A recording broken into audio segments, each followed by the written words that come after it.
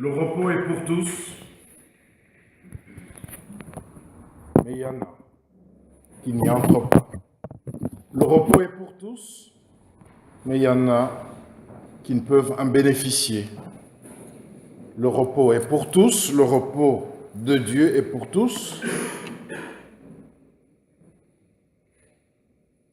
parce que ce repos est sa promesse. Donc il est pour tous. Ce repos est pour tous, il est une bonne nouvelle.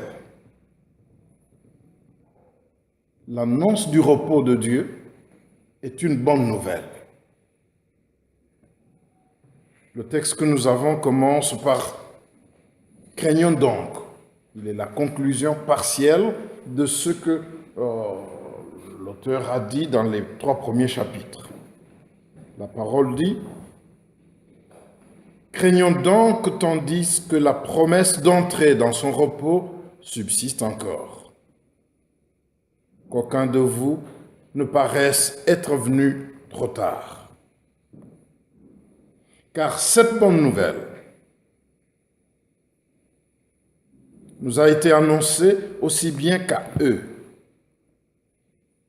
Mais la parole qui leur fut annoncée ne leur servit de rien, parce qu'elle ne trouva pas de la foi chez eux, chez ceux qui l'entendirent.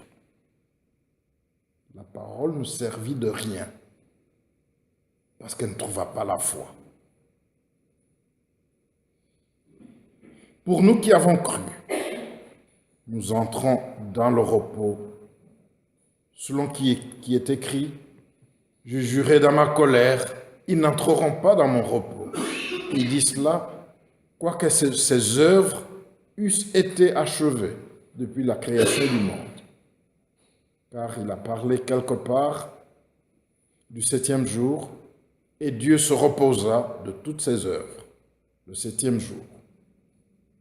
Et ici encore, ils n'entreront pas dans mon repos. Or, puisqu'il est encore réservé à quelques-uns d'y entrer, et que ceux à qui d'abord la promesse a été faite n'y sont pas entrés à cause de leur désobéissance, Dieu fixe de nouveau un jour, aujourd'hui, en disant dans David, si longtemps après, comme il est écrit plus haut, aujourd'hui, si vous entendez sa voix, n'endurcissez pas vos cœurs. Car si Josué leur eût donné le repos, il ne parlerait pas après cela d'un autre jour. Il y a donc un repos de sabbat réservé au peuple de Dieu. Car celui qui entre dans le repos de Dieu se repose de ses œuvres, comme Dieu s'est reposé des siennes. Efforçons-nous donc, encore une conclusion partielle, efforçons-nous donc d'entrer dans ce repos, afin que personne ne tombe en donnant le même exemple de désobéissance.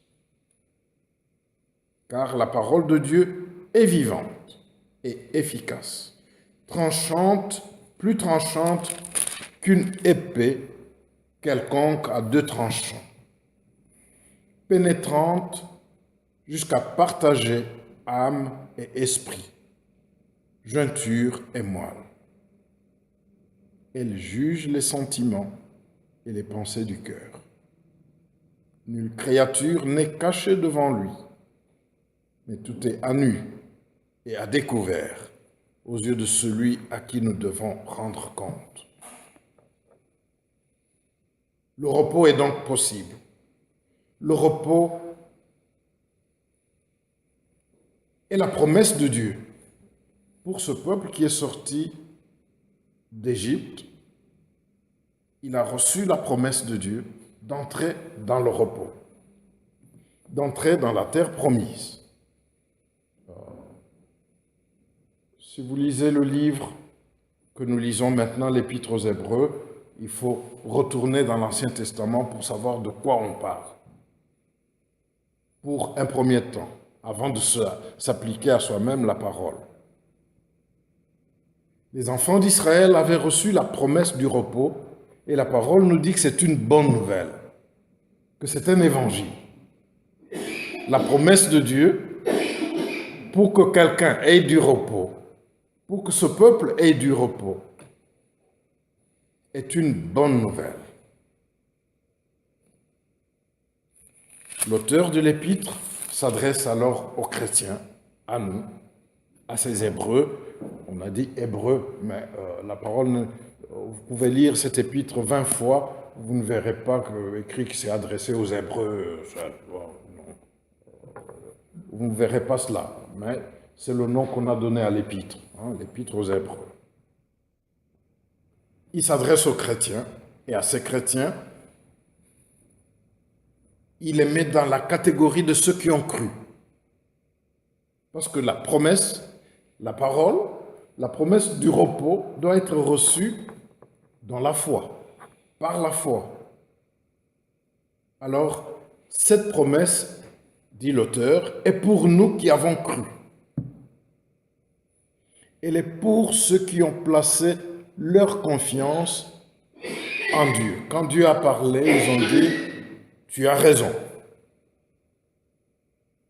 Nous croyons en ta parole, en ce que tu as dit. Et quand il a réalisé sa parole en envoyant son Fils, ils ont cru en lui. Voilà, nous qui avons cru, se place dans cette double compréhension. D'abord, croire dans la parole, ce que Dieu dit est vrai. Ce que Dieu dit, il le réalise. Et il l'a réalisé en envoyant Jésus-Christ. Alors nous croyons en lui. Parce que si nous ne croyons pas, nous demeurons dans notre péché. C'est ce que vous avez dans l'évangile de Jean. Parce que même les fils d'Abraham sont traités par le Christ comme les fils du diable. Quel scandale! Abraham, le père de la foi, comment est-ce que ses enfants pourraient être considérés par le Messie comme fils du diable? Parce qu'ils n'avaient pas cru. Nous ne sommes pas fils du diable. Nous sommes de ceux qui ont cru que Dieu a tenu à sa parole, il l'a réalisé et le Fils est venu, il est mort pour nous. Alors le repos est possible. Mais l'auteur nous met en garde, afin que nous ne fassions pas comme ceux qui ont reçu l'évangile, la bonne nouvelle, la promesse du repos, mais qui n'y sont pas entrés. Pourquoi ne sont-ils pas entrés dans le repos? La parole est claire, on n'a pas besoin d'interprétation, parce qu'ils n'ont pas reçu cette parole avec foi et parce qu'ils ont désobéi. Le repos est possible, mais quelle est la porte d'entrée dans le repos? Le repos est possible, mais quelle est la condition pour jouir des bienfaits du repos? Le repos est possible, mais que contient le contrat d'assurance? Parce que nous souscrivons tellement de contrats d'assurance aujourd'hui pour être tranquilles. Le repos est possible, mais qu'y a-t-il dans le contrat d'assurance de ce repos? La foi et l'obéissance. Je n'insisterai pas sur la foi parce que nous sommes des croyants, nous sommes des chrétiens. Mais l'obéissance, voilà ce qui tire même les chrétiens en dehors du champ du repos. La porte d'entrée dans le repos de Dieu, pour les croyants, pour les chrétiens, est l'obéissance. La condition pour bénéficier, jouir des bienfaits du repos de Dieu est l'obéissance. Le mot-clé dans l'assurance du repos est l'obéissance. L'obéissance à la parole.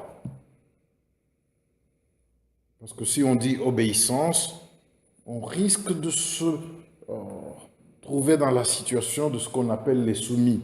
Vous connaissez les soumis? Ceux qui nous ont troublés le 22, là, le 22 mars. L'islam veut dire soumission. Hein? Et les musulmans sont les soumis. Hein? Ah tiens, donc vous ne savez même pas ce qui nous ont troublés le 22 mars.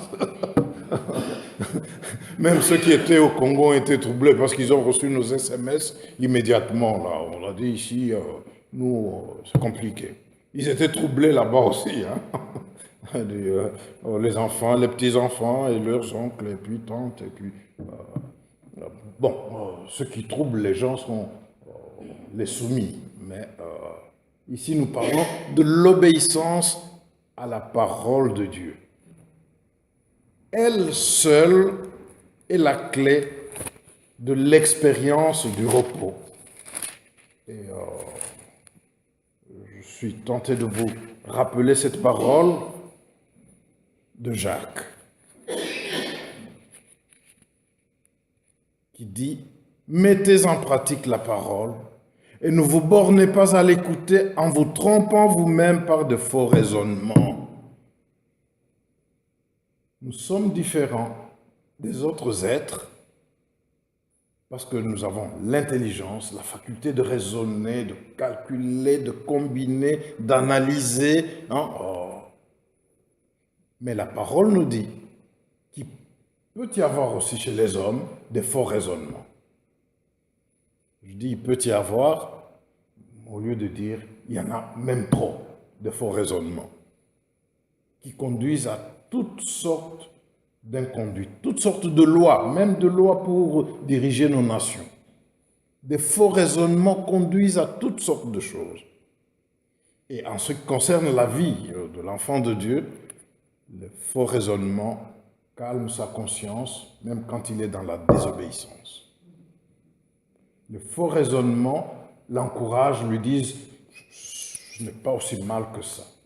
Et Paul nous a interpellés au début du culte en disant « c'est par rapport à vous-même que vous devez vous glorifier, non par rapport à d'autres, parce que chacun portera son fruit. » Or, les faux raisonnements nous feront dire « mais nous sommes quand même mieux que tels, nous sommes quand même mieux que les autres, nous sommes quand même mieux que ceux qui vont à l'église ou ceux qui jeûnent, ceux qui prient. » ou Les faux raisonnements peuvent, ou très souvent, nous entraînent à la désobéissance. La parole dit « Mettez en pratique la parole, ne vous bornez pas à l'écouter en vous trompant vous-même par des faux raisonnements. Car si quelqu'un écoute la parole et ne la met pas en pratique, il est semblable à un homme qui regarde dans un miroir son visage naturel et qui, après s'être regardé, s'en va et oublie aussitôt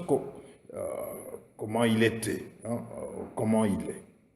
Mais celui qui aura plongé les regards dans la loi parfaite, la loi de la liberté, qui aura persévéré, n'étant pas un auditeur oublieux, mais mettant en œuvre, mettant en pratique cette parole, celui-là sera heureux dans son activité, dans son entreprise, dans ses projets. La pratique, la mise en pratique de la parole conditionne la réussite, le succès, selon cette parole. L'échec ne donne pas du repos, à moins que ce qu'on soit... bon, je ne connais pas les élèves, mes camarades enseignants qui sont ici n'en connaissent pas. Qui puissent dire, moi je suis bien, quand j'échoue, je suis bien. Et tout va bien, et puis maman et papa, tout va bien. Même s'ils tirent un joint après avoir échoué, ce n'est pas le repos. Je dis parfois aux étudiants, quand il est l'heure de la pause, je dis « Laissez-moi tranquille, allez tirer votre joint dehors, et puis on se retrouve dans 10 minutes. » Bon, et puis quand je sors, vous savez ce que j'observe? Les garçons ne fument même pas, ce sont des filles. Bon, je ferme la parenthèse de ce qui arrive dans cette société. Mais même le joint ne donne pas du repos en cas d'échec. La réussite est conditionnée par l'observation, la mise en pratique de la parole. le repos est conditionné par l'obéissance.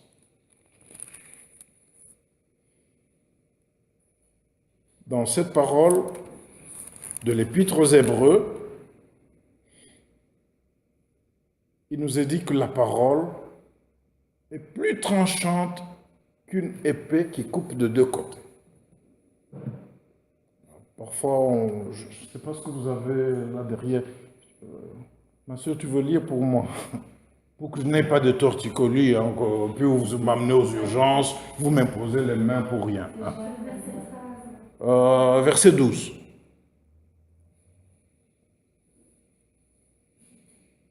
Est-ce qu'on peut avoir le verset 12? Ah non, je suis revenu dans Hébreu. Excusez-moi. Hébreu 4, verset 12.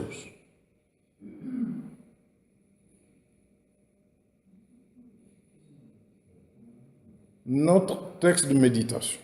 Oui. Car la parole de Dieu est vivante et efficace, plus tranchante qu'une épée quelconque à deux tranchants, pénétrante jusqu'à partager âme et esprit, jointure et moelle. Elle juge les sentiments et les pensées du cœur. L'obéissance à la parole conduit au repos parce que la parole ne nous laisse pas en repos. Elle nous appelle au repos, elle nous montre le chemin du repos.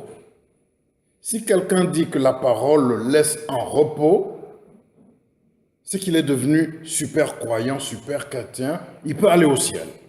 Alors, nous allons tous signer son visa ou son ticket et il part. La parole de Dieu nous interpelle continuellement afin que nous entrions dans le repos de Dieu, que nous demeurions dans la communion de Dieu. Si on lit la parole et qu'on dit on est si bien avec cette parole, elle nous fait du bien, et uniquement cela, est-ce qu'on l'a bien lu? Mercredi, nous avons été interpellés, je laissais parler mes compagnons d'intercession, c'était un frère et une sœur, tout simplement. Et les deux, chacun de son côté, avait reçu cette parole, hein, qu'on a partagée d'une manière ou d'une autre, mais parole sur la persévérance. On peut dire, nous pouvions dire, voilà, on est interpellé, c'est une bonne parole. Mais la parole ne nous laisse pas tranquilles et nous invite à la persévérance. Pour que nous entrions dans le repos, il nous faut l'obéissance à la parole de Dieu. Alors, ce qui nous a été lu, c'est que la parole est vivante. Vous savez, le psaume le plus long de la Bible n'a que parole dans chaque verset. Hein? C'est le psaume 119. Il n'y a qu'un verset, on dit probablement deux, mais un verset qui n'a pas le terme parole de Dieu. Dans chaque verset, il y a la parole de Dieu. Appelée instruction, appelée commandement, appelée de différentes manières.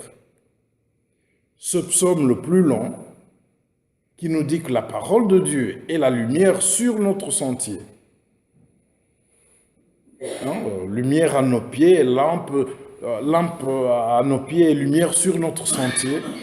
Ce psaume nous interpelle sans cesse pour que nous revenions à la parole. Et ce n'est pas pour que la parole vienne alimenter notre inconscience, vienne soutenir notre suffisance. La suffisance, voici l'un des mots qui détruisent l'Église, qui détruisent les chrétiens et leurs familles. La suffisance, on est quand même mieux qu'eux. Et puis on a tout, même spirituellement, même sur le plan des doctrines. Nous, on connaît, nous, on a la bonne doctrine. La parole de Dieu, elle est reprise dans ce psaume, dans toutes les lignes presque. Pourquoi? Parce que nous avons besoin de revenir à elle qui partage. Elle est vivante, mais elle partage même ce que l'homme ne peut pas partager. L'âme et l'esprit, peuvent être pénétrés par la parole. J'ai eu mon petit cours je sais pas, de neurologie ou de neurologie mêlée à la cardiologie ce matin pour savoir, bon, quand il y a tachycardie, c'est-à-dire qu'il y a, quand le pouls monte et puis que ça s'emballe, on dit que le cœur s'emballe et tout ça, et ouais, c'est lié à, sans rien dire, je dis ma parole est dedans. Donc, il y a séparation entre même l'âme et l'esprit par la parole. Parce que la parole pénètre nos raisonnements, l'âme, nos sentiments, l'âme, nos calculs, l'âme, notre intelligence. La parole pénètre notre intelligence. Mais elle est vivante, pénétrante pour aller plus loin, jusqu'à pénétrer notre esprit qui nous met en communion, en contact avec Dieu. Souvenez-vous d'une parole qui a circulé dans notre église ici, on l'a lu plusieurs fois. Dieu est esprit. Dieu n'est pas une intelligence, comme on dit, l'intelligence cosmique du monde. Non, Dieu n'est pas. Dieu est esprit. Pour se mettre en communion avec lui, il faut entrer dans la dimension, privilégier la dimension de l'esprit, hein, pour être en communion avec Dieu et l'adorer en esprit. Parce qu'il est esprit, la parole nous est donnée pour que nous la laissions toucher notre esprit, parce que c'est elle qui est utilisée par le Saint-Esprit pour régénérer notre esprit afin que nous devenions enfants de Dieu, ceux qui peuvent être en communion avec lui, ceux qui peuvent bénéficier de ses promesses. La parole, qu'elle peut séparer même les éléments de notre corps. Ici, l'auteur donne comme illustration, moi, les jointures. Et quand on voit dans les radios que l'on fait des genoux et des articulations, c'est des choses qui s'imbriquent les unes dans les autres et qui se complètent. La parole est proclamée aussi dans les problèmes de nos corps. Nous avons fait un exercice de prier mercredi dernier, prier la parole. Nous avons lu la parole et nous a interpellés. Nous n'avons prié que la parole. Parce qu'elle, donc, présentée à Dieu, nous avons présenté à Dieu sa parole, demandant que cette parole fasse son œuvre par la vertu du Saint-Esprit. La parole est proclamée quand on doit prier pour un malade. La parole de Dieu, elle est puissante pour être proclamée même dans ces circonstances où la personne est dépassée. Parfois, elle ne peut ni lire ni écrire.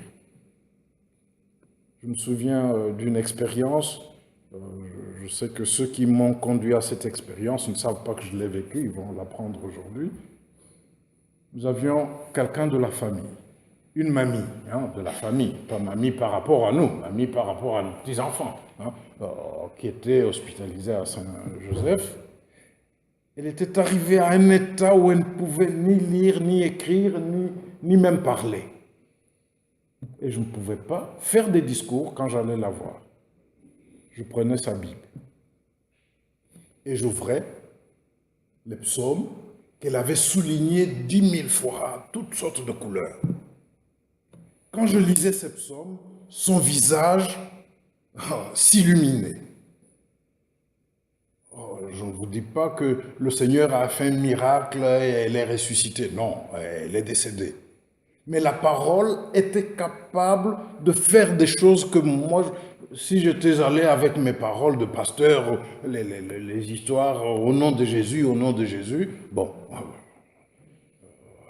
elle aurait dit, parce qu'elle était encore consciente, oui, je crois au nom de Jésus, je crois au Seigneur Jésus.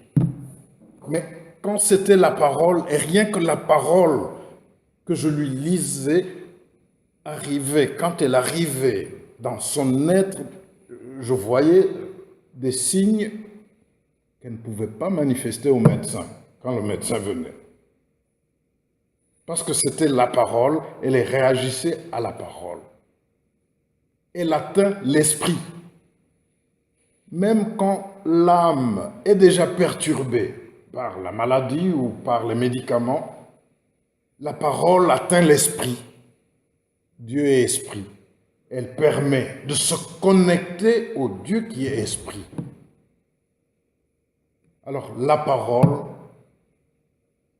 est la clé qui nous conduit à nous mettre sur la voie du repos de Dieu ou le contraire. Car rien n'est caché devant Dieu. Dans nos sentiments, rien n'est caché devant Dieu. On fait des bisous aux gens qu'on n'aime pas. Par politesse, on se comporte d'une certaine manière devant les gens qu'on méprise, qu'on rejette.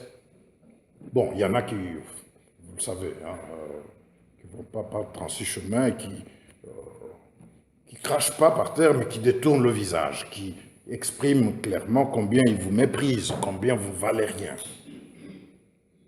Mais nos sentiments peuvent être visités par la parole, et quand ils sont visités, c'est notre âme, quand ils sont visités par la parole, nous avons un choix.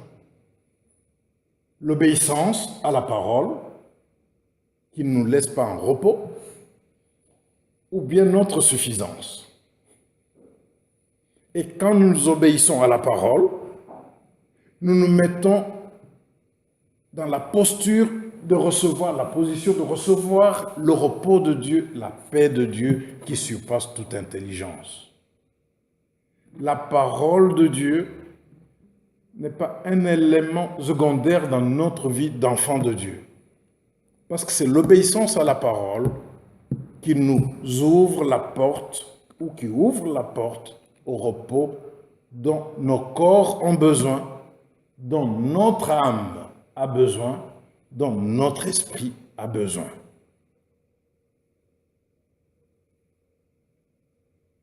Qui veut le repos?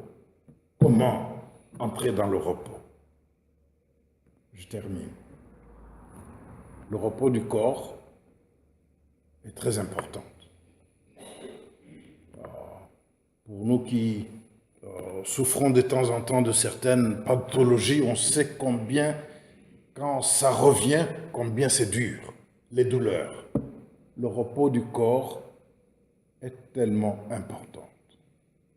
Le repos de notre âme est très important. Car l'âme troublée entraîne le trouble du corps et de l'esprit.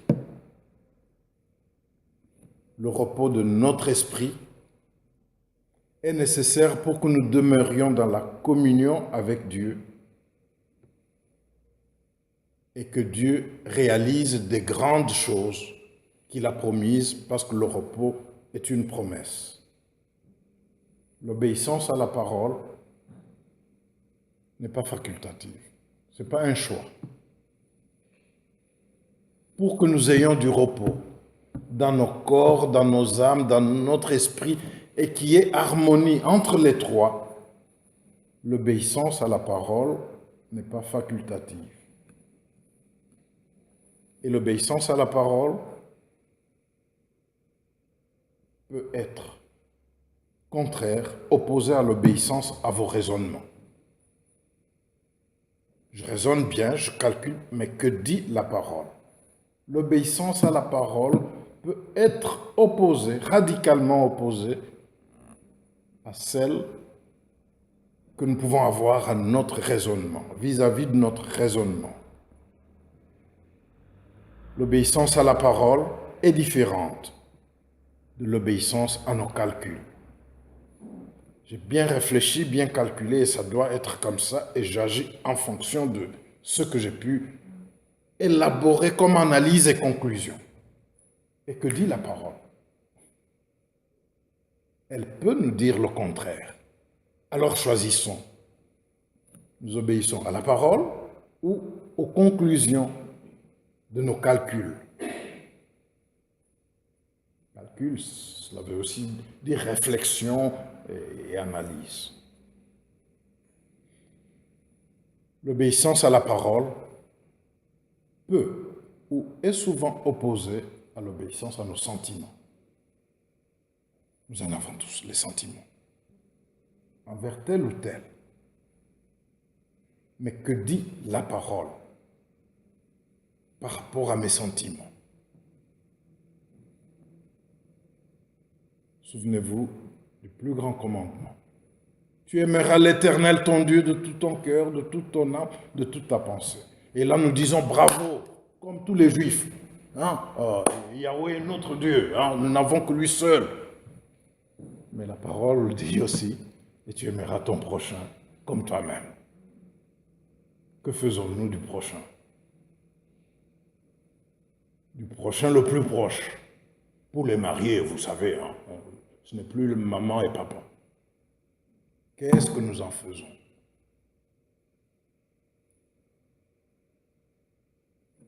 Nos sentiments vis-à-vis de l'autre, de notre prochain, notre proche,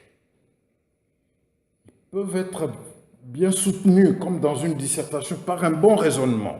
À cause d'eux, je prends cette position. D'accord. Mais que dit la parole?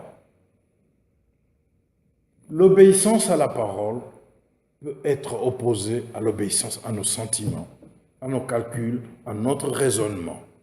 Parce que la parole pénètre notre âme, notre esprit, notre corps. Et Dieu dit,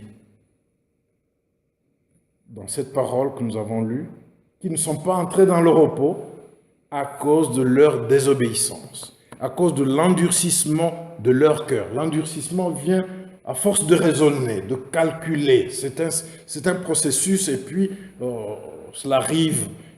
Regardez, l'obéissance revient au moins 2 fois dans ce texte. Au verset 6, il est dit, puisqu'il est encore réservé à quelques-uns d'y entrer, et que ceux qui d'abord, à qui d'abord la promesse a été faite, n'y sont pas entrés à cause de leur désobéissance, Dieu fixe de nouveau un jour aujourd'hui en disant, dans David, si longtemps après, comme il est écrit, aujourd'hui, si vous entendez sa voix, n'endurcissez pas vos cœurs. Voulez-vous entrer dans le repos? Voulez-vous que tout se stabilise, corps, âme et esprit? La parole nous dit, n'endurcissez pas votre cœur. Verset 11.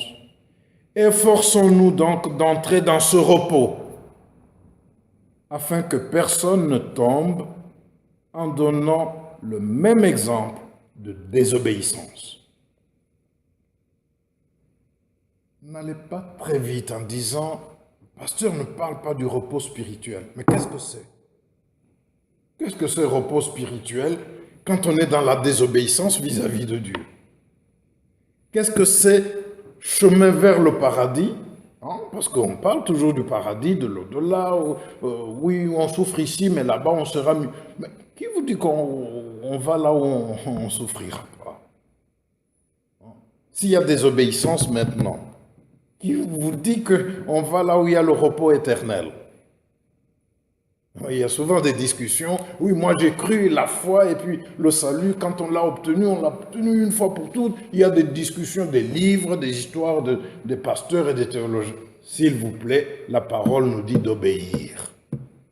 Voici l'assurance. Le contrat d'assurance est là. On a reçu la parole, dire qu'on a cru et qu'on rejette ce que dit le Seigneur, qu'on choisit ses sentiments, qu'on choisit les conclusions de son analyse, de sa réflexion, est-on encore disciple du Christ ou on est maître?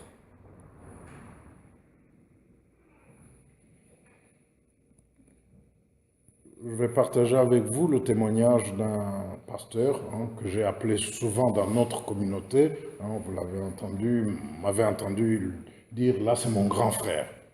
hein, tout blanc et tout blond qu'il est. Hein, je dis c'est mon grand frère, hein, vous le connaissez. Pasteur longtemps avant moi, parce que quand je suis arrivé en Belgique en 85, c'est lui qui m'a dit, mais tu fais ton doctorat, mais viens, je sais ce que tu as, viens, donne ça à mon église.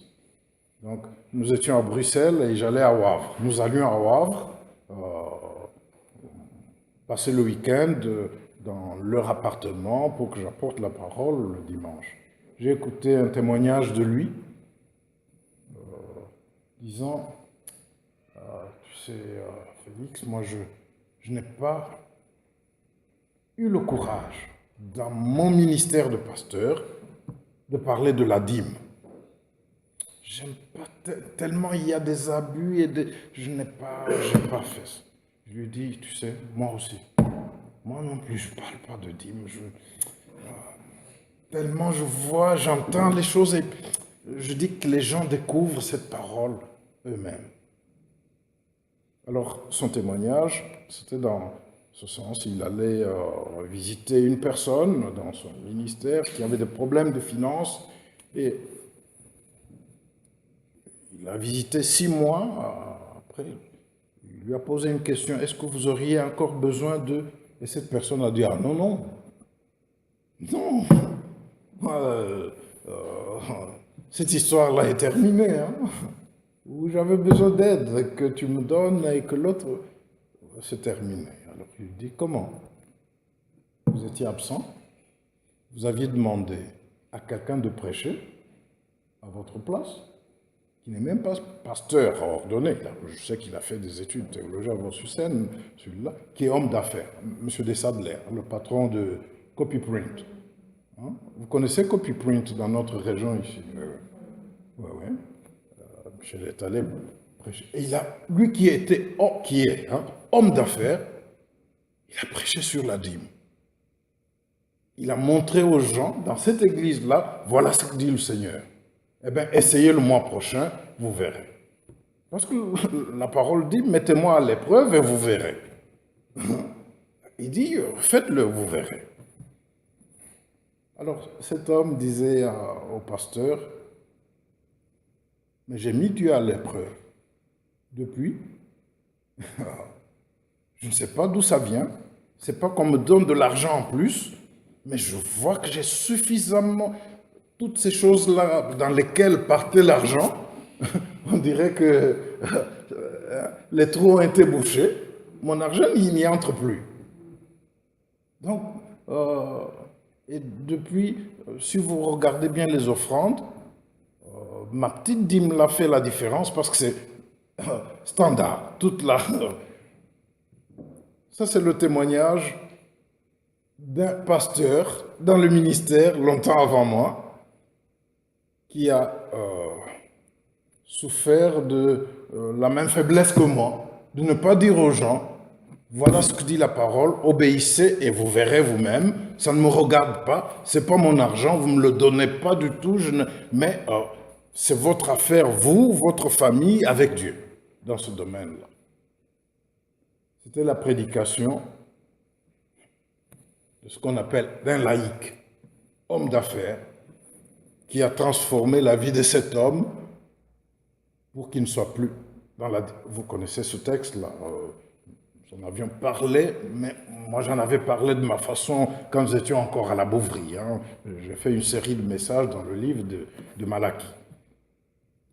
Mettez-moi à l'épreuve, dit Dieu, et vous verrez si je n'ouvre pas les écluses des cieux. Quand on calcule, on peut tellement bien calculer qu'on reste là, le cœur fermé. Encore un témoignage. Une église dans notre région ici, quand elle a appris que nous étions en train d'acquérir ces lieux, elle m'a invité à connaître l'installation des anciens. Ils ont fait une collecte spéciale. On dit, la collecte spéciale que nous faisons, c'est pour l'église de Nimi. On n'y était même pas encore. Et puis, après la collecte, quand ils ont fait le versement, le pasteur et le conseil ont décidé d'ajouter autant. C'était la première église à nous donner 700 € en tant qu'église, comme ça. Il y a 10 jours environ, le pasteur me dit, parce que nous avions pris cette décision-là, eh bien, nous on est en train d'acquérir hypermarché, comment ça s'appelle? Il y a une série de marchés, de magasins qui s'appellent marché, Intermarché. Oui, un truc comme ça. Oui. Nous sommes en train d'acquérir l'Intermarché au centre de Pérué. On vous a donné et on était tellement contents. Maintenant, le Seigneur nous montre qu'il nous fallait être fidèles à votre cri quand vous n'aviez pas d'argent. Dit, on n'en a pas encore, hein, mais c'est déjà bon comme ça, ne donnez plus. Hein. Nous devons nous aussi expérimenter cette parole. Lève-toi, prends ton lit et marche. C'est ça. Et leur Intermarché, c'est tellement cher, et il leur fallait verser 140 000 €. Alors le pasteur m'a fait ce témoignage. J'ai compris que cette parole me concernait, moi et ma maison, combien est-ce qu'on allait prendre dans ces 140 000. Nous l'avons fait, nous avons donné notre part, hein, en pourcentage, c'est peut-être un cinquième. À nous tout seuls, on a donné ça. Mais je te dis combien on est heureux, combien le Seigneur montre qu'il est fidèle parce qu'on fait cela. Le raisonnement peut être bon. Et nous sommes dans une civilisation, et puis c'est notre nature. Dieu nous a donné l'intelligence. Mais à quoi obéissons-nous? À la parole ou au fruit de notre raisonnement et de nos calculs dans nos relations avec les autres? Vous savez, nous aimons Dieu. Personne ici ne peut dire qu'il est Dieu. Non, sinon, il ne serait pas ici.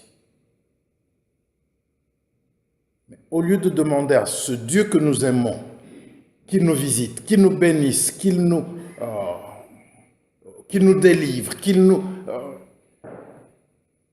nous avons le droit de le demander. Mais que faisons-nous de ce qu'il dit, ce qu'il nous dit, nous demande vis-à-vis de l'autre?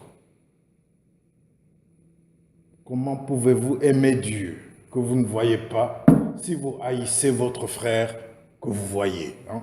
C'est ce que je suis en train de citer Jean, hein, dans la première épître. Comment pouvez-vous prétendre servir Dieu de tout votre cœur, vous faites des sacrifices pour Dieu, alors que l'homme n'a pas sa place? Le raisonnement peut nous amener à nous dédouaner de ce que nous devons faire. Mais que dit la parole? Sans obéissance à la parole, on n'entre pas dans le repos. Ce n'est pas seulement le repos éternel. Là, ça le concerne, c'est son affaire. Le Seigneur connaît ceux qui lui appartiennent. Ici et maintenant, nous pouvons aussi bénéficier, jouir du repos dans notre corps, dans notre âme, dans notre esprit. Nous pouvons, et c'est la promesse de Dieu, le repos est possible. Mais condition qui est l'obéissance à la parole, qui vient nous montrer les zones où nous devons obéir à Dieu. Parce que la parole est pénétrante et vivante pour séparer tout ce qu'il y a en nous, âme, corps et esprit, pour éclairer.